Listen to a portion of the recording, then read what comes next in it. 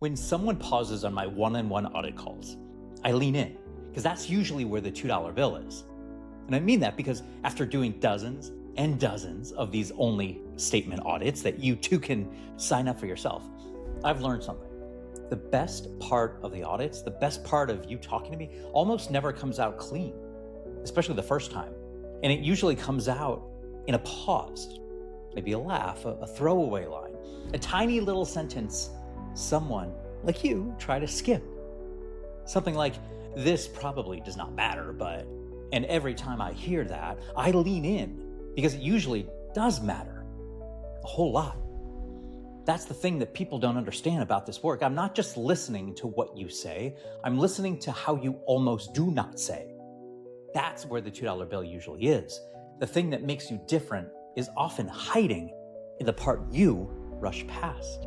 The story you brush off, the chapter you think is just a bit too weird, the result you call luck, the old job you think does not fit, the sentence you say quietly because you're not sure it belongs. That's usually the thing.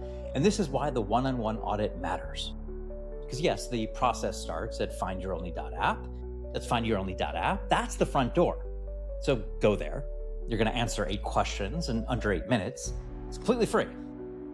It's simple. That app gives me the first clues. But the audit is where I hear that pause. The app can show me what you wrote, but the audit shows me what you almost did not say. That's different, right? And that difference is what matters, because most people are too close to their own lives to know what matters. You lived it, so it feels normal to you. You went through it, so it feels like background. You solved it, so you assume everybody would solve it that way. I know that happens to me a lot. But you know what I'm telling you? They wouldn't solve it the way. You say, "This was just a weird chapter. This was just a side thing. This was just a detour. This was just something I had to get through." That probably does not matter. And I'm sitting here thinking, oh no, that might be the whole thing. That might be the line. That might be the edge. That's the reason people trust you. That's the $2 bill. And that's why I listen differently. I spent more than 20 years in television, and in television, the best scene is not always that cleanest scene. In fact, many times it's definitely not. It's not always the scene where someone says the perfect line. Definitely not. And a lot of times, that best scene is the moment after the line, after the pause, after we hit cut. It's the look, the thing they say under their breath. They don't realize that we stopped shooting. That part, almost always unplanned. The thing you almost miss if you are not paying attention. And that's often where the truth is. And branding works the same way. The strongest part of your brand is not always in your polished answer. Definitely not. It's often in the line after you practice that polished answer. The part you say when you stop performing, you let your hair down. The part you say when you're not trying so hard to sound right. That's why day 2 was all about the safe answer. Your first answer is usually the safe answer. You practice it, you rehearsed it. Safe? Not memorable, no. But this day, this is about what happens next, what happens after the safe answer, what happens when I ask the next question, what happens when you pause. That's where the audit that I have with you gets really interesting, because I can feel when we're getting close. I can hear it. Someone starts answering, they give the normal version, and then they pause. Then they say something smaller. Maybe it's quieter, definitely less polished, absolutely more real. And that's usually where the room changes. It's not loud, not dramatic. It's just a little shift, a sentence, a memory, a moment. It's a line that sounds nothing, like nothing to them, and everything to me. So let me give you a few examples. All of these transformations I'm about to tell you are real. So client, Candy. Candy started with a safe answer. You ready for it? She wanted to help people feel better about themselves.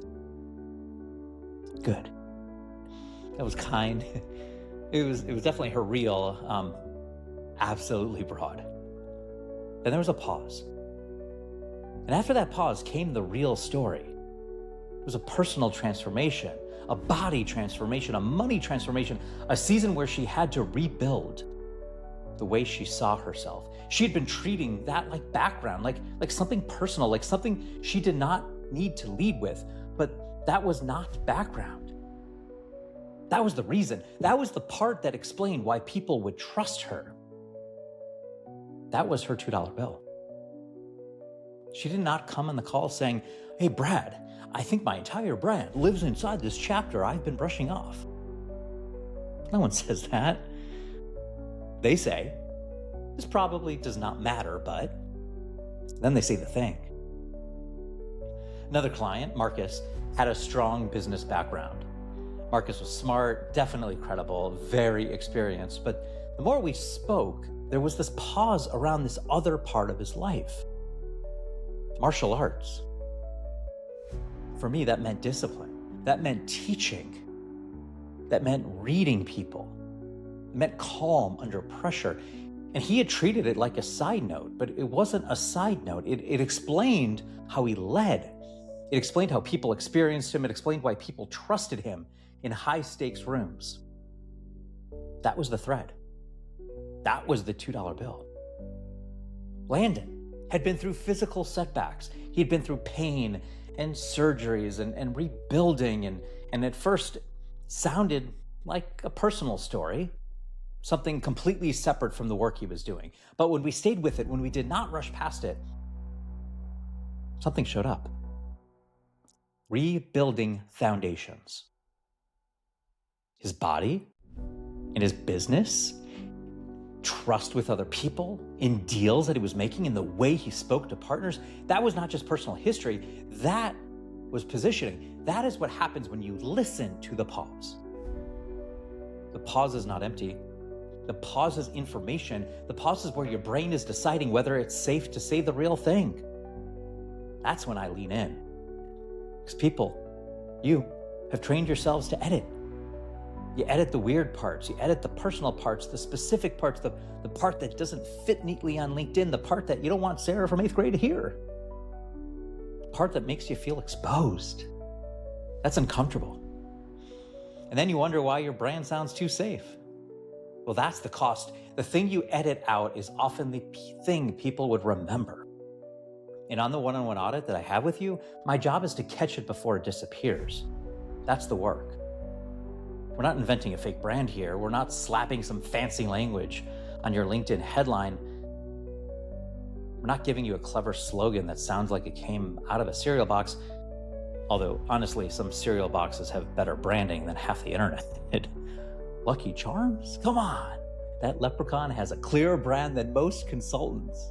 You all know what I'm talking about. But that's not what we're doing here. We're not inventing. We're listening. We're finding what is already there. And that is why this audit matters, because I'm listening for the part you cannot hear yet. The part you have normalized, the part you have filed away is just my story. The part you think is obvious, too small, too messy. I know the part you skipped. That's where the $2 bill is. And once we find it, we don't just leave it floating out there. After the call, I build this unbelievable deliverable for you. I build your roadmap. It's your only statement, your variations, your brand thread, your key moments, your ideal client language, your content direction, your platform language, your next moves. Because a breakthrough without language does not travel. Let me say that again. A breakthrough without language does not travel. You might feel amazing on the call. You probably will feel seen.